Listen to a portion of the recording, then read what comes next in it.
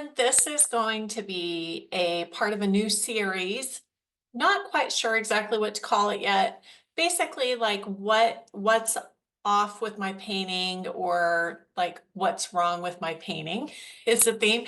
And so I've had a bunch of you submit. I've had a bunch of you send in your paintings for a chance for me to give you feedback, give you insight, and kind of like a little mini critique on your paintings for free. If you are interested in that, then we will have a link in the description box below. And be sure to like and subscribe if you want to get notified of upcoming critiques. This is anonymous, so I don't have to know who you are. You don't have to ask me anything in particular. And this is really going to be rapid fire. So for most of these people, I'm not going to know who they are. I've never met these artists before.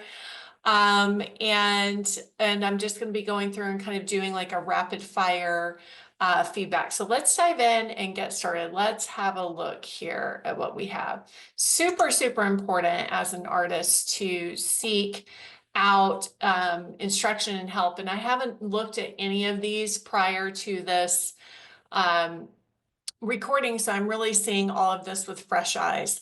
Okay, and again, I'm not sure who all these artists are. So right off the bat, some things I'm going to go through and say some things I think that are working right off the bat. I would say I feel like this really has a lot of nice harmony to it. It's a nice design, kind of moves the eye in a circular motion. She's got, I think it's a she, Brianna maybe. This artist has, really nice balance of cool versus warm. Painterly, I love seeing the brush strokes. And so there's a lot that's really working for this here. And so just right off the top of my head, top of my mind, what I would say that I would seek to do is to find a point of an area of emphasis is what I call it. This is actually a design element. So when you have a composition that has a lot of pattern repetition, flow to it like this one, see where within that composition can you create a stronger point of emphasis. Sometimes this is called focal point, sometimes it's called star of the show. But really, I mean, it's great that we're keeping our eye moving here, and it's a really good idea to have a place for the eye to land. Is an area that stands out a bit more. I would say the two places that jump out to my eye right away that are good, what you want to say, like good contenders for this top spot. Yeah, would be up here on the top of the bowl. I think that's a natural place, like the lemons inside the bowl, maybe getting more play, more attention and focus than say the lemons down here. That seems to be the most obvious, like primary point of interest zone. So in every painting, you can have a primary point of interest, a secondary, and a tertiary. But whenever you have multiple of the same objects, that's where this becomes even more important. So the bowl really stands out more because it's different than the lemons, right? And it's giving us size, and it's right in the middle of the composition. But all of the lemons kind of all, they all look alike. They're all they're all kind of treated the same. So what I would consider doing is creating a stronger point of emphasis inside the lemons on the bowl. We can do that by increasing contrast, right? So it could be like making these lemons a little bit brighter. Maybe they have a little more color, or maybe there's just more contrast in general on these lemons, maybe cleaning up some of this color so that we don't have quite so much of this kind of more duller, dingier yellow here. Overlaps become really important to get more clarity and focal point here. So making sure like this the overlapping lemon edge in front of the background is stronger. But I would say just kind of cleaning up the color and sharpening up some of the overlapping edges will go a long way to make the lemons inside the bowl stand out even more. Um, I would be careful going just to gray and white on the bowl itself. Try to use a combo of blue, red, and yellow with your white. So my go-tos are cadmium yellow, ultramarine blue, cad red light, and then I mix those three primaries with white so that I can get, you know, a more colorful shadow and not just have it look like gray. So, and then, you know, you want to decide, like, is it a cooler shadow? Is it a warmer shadow? This looks to me like it's cool, light, warm shadow. So I would take the shadow on the bowl a little bit warmer than this kind of cold blue gray. The leaf zone here is also kind of an area that you can bring in a little more contrast. And I can't stress enough how important like overlaps are. So like this leaf on the back edge, that could have an even stronger overlapping edge. I love the vitality in this artist's brushwork. And you know, you can still have that same like juicy paint quality and have a stronger kind of overlapping, cleaner edge to it. You might consider going to just like a darker green here to get value contrast over color so that you can emphasize this zone even more so inside the bowl. Another area that you could choose to emphasize would be down here instead of inside the bowl, like this lemon next to this dark leaf and the reflected light. That would be like my second contender for point of emphasis. Okay, so I hope that that's helpful to you. And we're going to move on to the next painting in the mix. All right, so right off the bat, I'm seeing, yes, blue and orange, great color combination, complementary color. I think this is a lovely setup. We've got a stacked arrangement, which gives us a lot of depth of space, which is sometimes hard to do in a still life. So the composition alone is bringing in a lot of depth. The color combination is always a winner chicken dinner. You can't really go wrong with blue and orange color schemes. And we have a very clear, like, star of the show kind of point of emphasis here with the oranges and then that blue satin.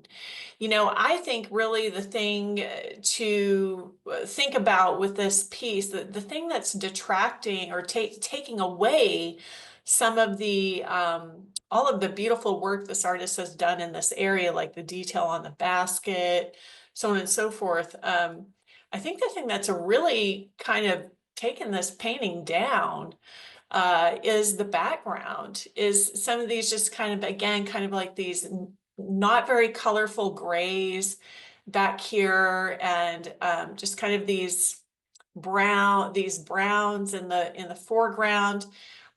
We want color versus neutral, but sometimes whenever the background color just feels like it's gray, like it doesn't really have a color to it, it can feel a little blah, you know, it can feel a little blah. So, and that goes for like a black background as well. It goes for like a white background. So with your neutrals, try to pick a color that you would want that background to have and then neutralize the color. Okay. So, so let's say if this artist decided, well, and here's a good thought. Whenever you have a complementary color design, pick one of those colors to be your dominant star of the show color, whether if that's orange, and then the other color to be the supportive color. So maybe in this case, I'm going to think of the background as like blue-gray instead of just gray, for example. So that's what I mean, like pick a color in your background. You can still neutralize that color, right? And, you know, kind of gray down that color, but you still want to have some color in it, I think in this case, or else it's going to feel like a little just too drab. So let's kind of play around with that. Like if we just added a little more blue or even blue green, because the blues she's using, or he or she, sorry, I don't know if it's a she or not. I'm so used to saying she. Um, the blue, like this is more of a purpley blue gray. Okay. So more of like an ultramarine blue gray is what this is.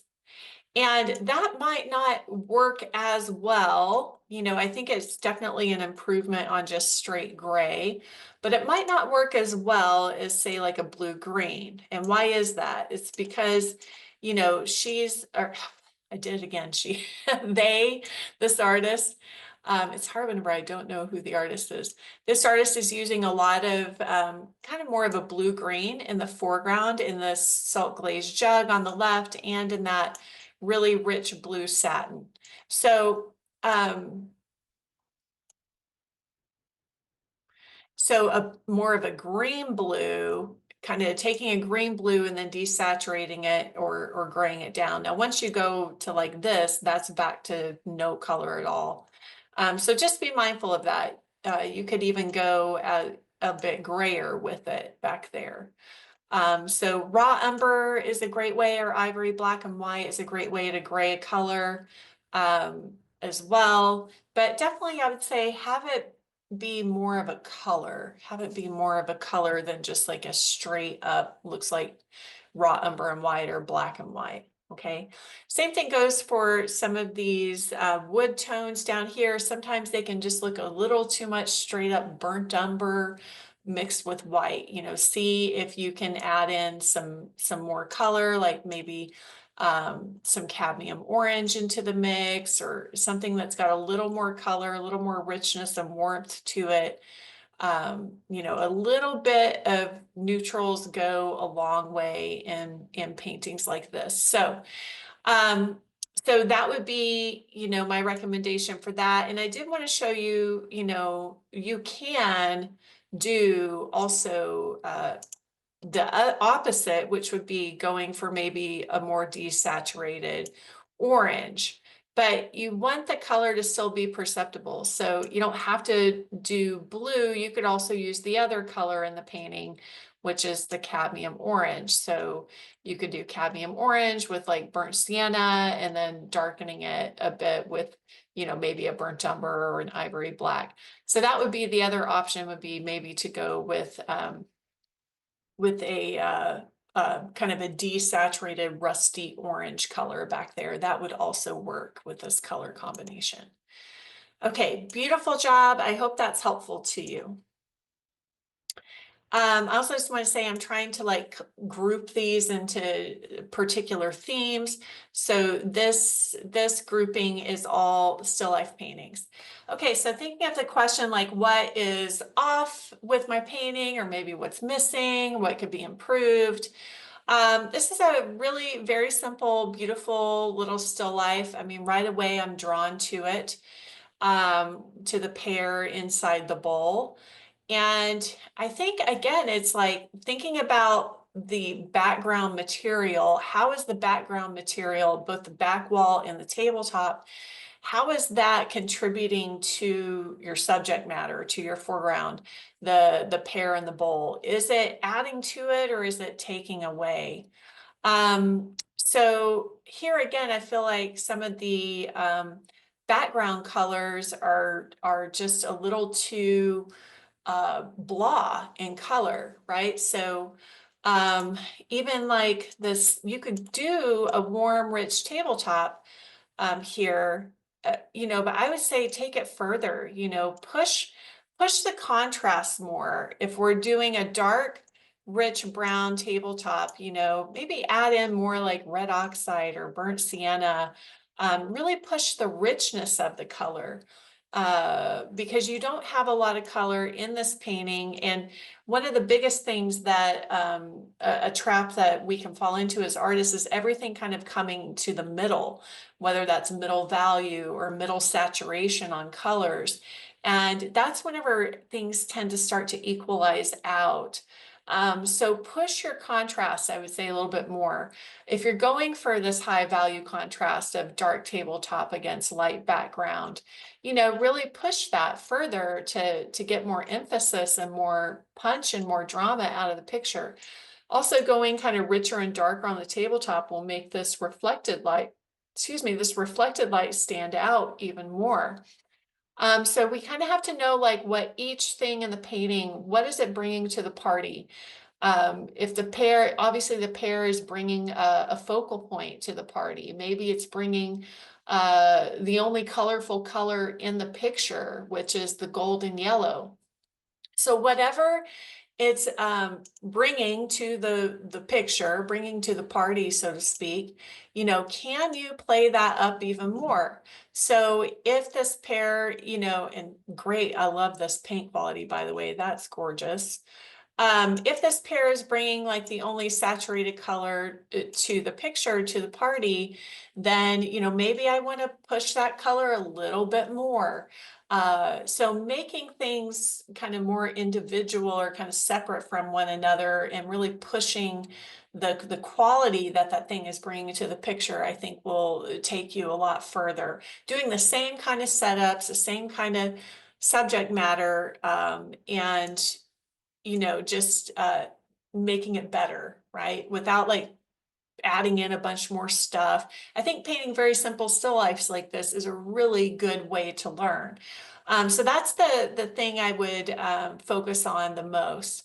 When you have something like a white plate against a white background, see at least if you can assign a different temperature to those whites. That can be really helpful instead of it being like too much same against same, right? So in every painting, I like to say, you're looking for a light and a dark, a color and a non-color. But in this case, the background and the bowl are both operating as a light. And it's kind of making the bowl maybe disappear a little too much. In this very simple still life, I think it's important to have the star of the show area really, really shine. So I would say kind of choosing like again, like with the last painting, maybe a specific color for that background. You could think in terms of complementary color of the pear, or like the pear is warm. The pear is warm and the foreground is warm, so maybe I do go to more of like a cooler color in that background, for example. And it's kind of hard to illustrate this sometimes in Photoshop, but maybe having just a little tint of like a blue-green or even like a violet white, kind of pushing that cool versus warm in the picture a bit more to get more visual interest. So it could even be, something kind of in a lavender white type of color, or it could also be a mix of both of those.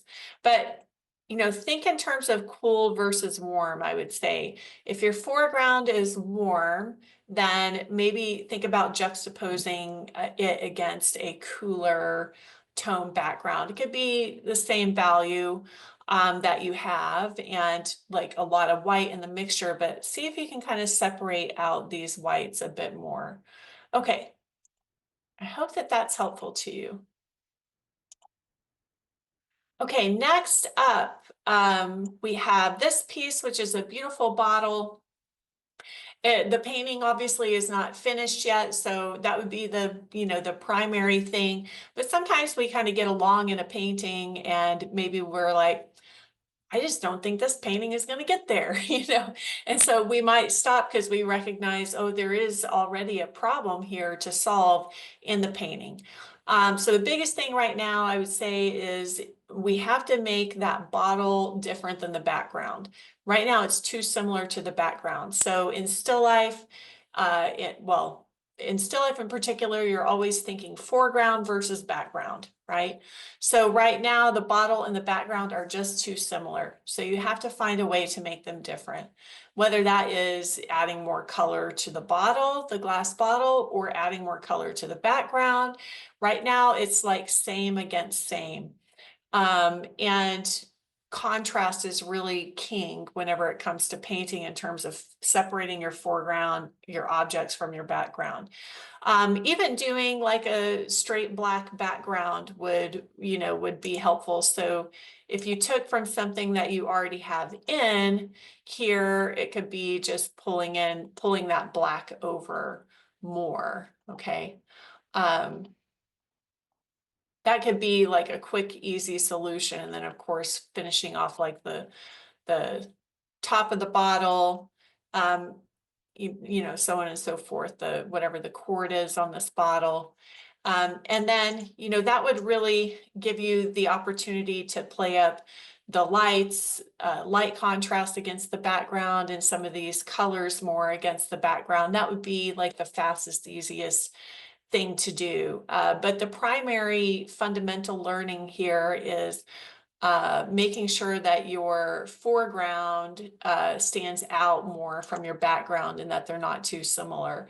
The same thing I would say would be true for tabletop planes. So if everything is like gray on gray, it's just really hard to have anything stand out. So you could do, maybe take the background to kind of a warmer tone, or maybe make the tabletop here like lighter in value and warmer to get more contrast, for example. Okay, I hope that that's helpful to you. And next up, we have a couple of paintings that were done from an online lesson that I did, and it's right here on my YouTube channel, so you can definitely find that if you want to paint along with this lesson. And we have a couple of people. No, let's see, where is it? We have a couple of, I don't know what I've done with it though. A couple of these paintings. So let me look at this one, and then we'll find the other one. You're kind of getting a preview of what the other videos, the other critique videos are going to be on. So again, you can find this lesson right here on my YouTube channel. It was part of a February challenge I did, where I did a painting a day. And this one was actually like a 5-day painting where I broke it down into 5 steps along the way.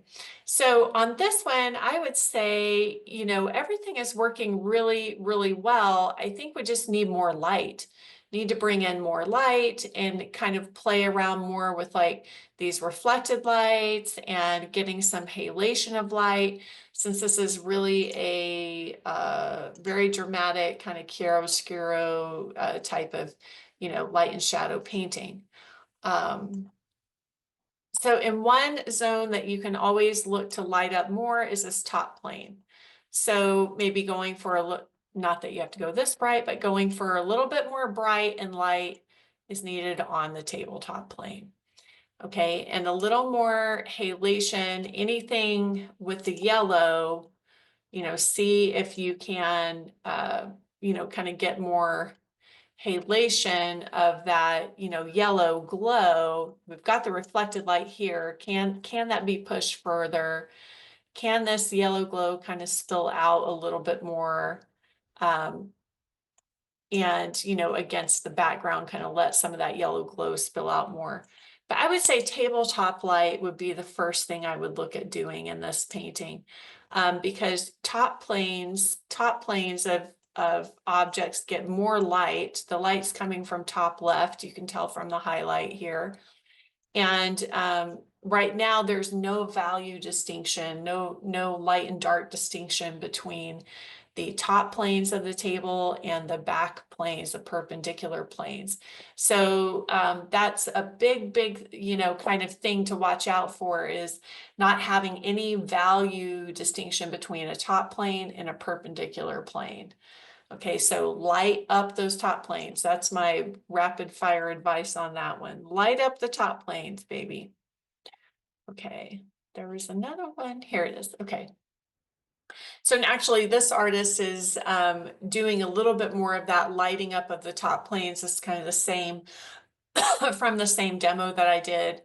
And so that's really working. However, they are kind of pulling the light down too much into the perpendicular plane, and then this part of the fabric is getting way too much airtime, like visual airtime. It's getting way too much attention.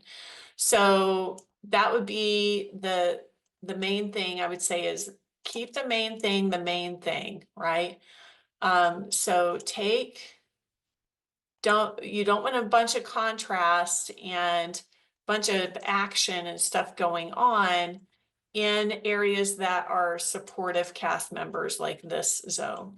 So all these like abstract shapes down here, that's also kind of taking away from the cohesive style of the painting. So if you're doing a more representational painting, we just want to watch out that we don't kind of start switching up the style too much in the painting. So I love that there's light on the top plane, and some of this busyness and activity with more value contrast and shapes that were down here is just taking away from the work that this artist has done up here. So you have to kind of know where you want that area of emphasis to be in where's the star of the show zone? Where's the zone of focus in the painting? And then all other areas you want to kind of quiet down, make sure that they're not detracting from that area of focus. So even like some of this background stuff, see if you can kind of de-emphasize that a bit more by making things more similar. So our eye focuses on things that are different and it connects things that are similar. So to de-emphasize areas, you want to kind of tie them together more. And the things that have most contrast stand out as most different. So like all this beautiful light and color and more detail and more distinct shapes are going to stand out more now that we've kind of chosen to quiet down some of those other areas. So keep the main thing is what I would say on this one here. Okay, everybody, I hope that this is helpful to you. If you would like an opportunity to be included in this feedback and critique, then we have a link for you. You can submit that anonymously. And also, if you're enjoying this, then I invite you to join the Art Life School. We also have the link for that. And you can participate in a more in-depth critique every single month inside the Art Life School community, plus get so many amazing painting lessons, instruction, master classes. There's business courses in there. There's pretty much everything you need to go from zero to, go from like amateur to a pro artist if you decide to do that inside the Art Life School. So you can check that out as well. All right, until next time, I'm wishing you all happy painting and bye for now.